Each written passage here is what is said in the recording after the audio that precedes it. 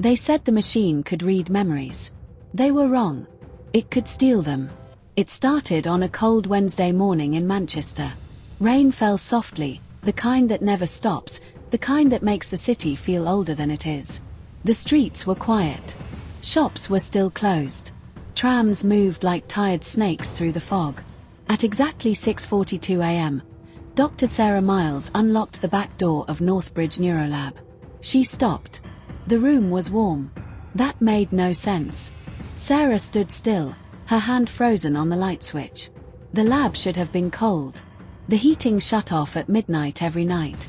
She knew this because she had argued about it with management many times. But now the air felt used. Like someone had just left. She stepped inside. The lights came on. Her heart dropped. The metal stand at the center of the room was empty. The memory node was gone.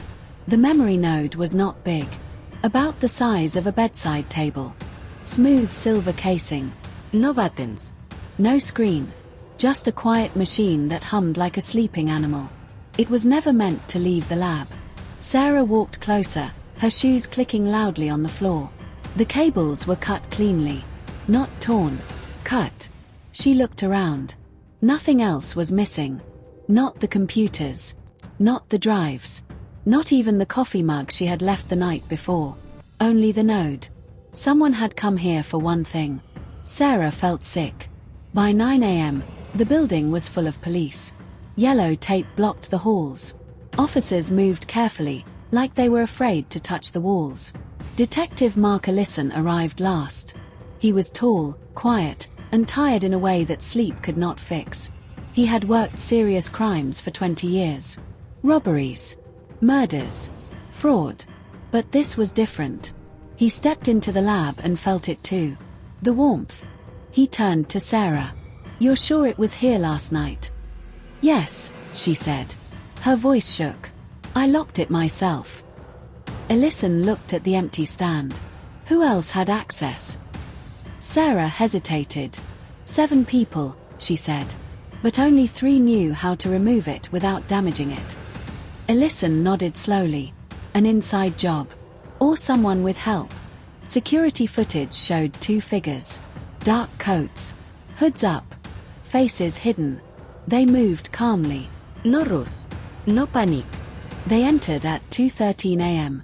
They left at 2:19 a.m. 6 minutes. Ellison watched the footage twice. "These aren't amateurs," he said. "No," Sarah whispered. They knew exactly what they were doing. The memory node was experimental. It did not record dreams. It did not read thoughts.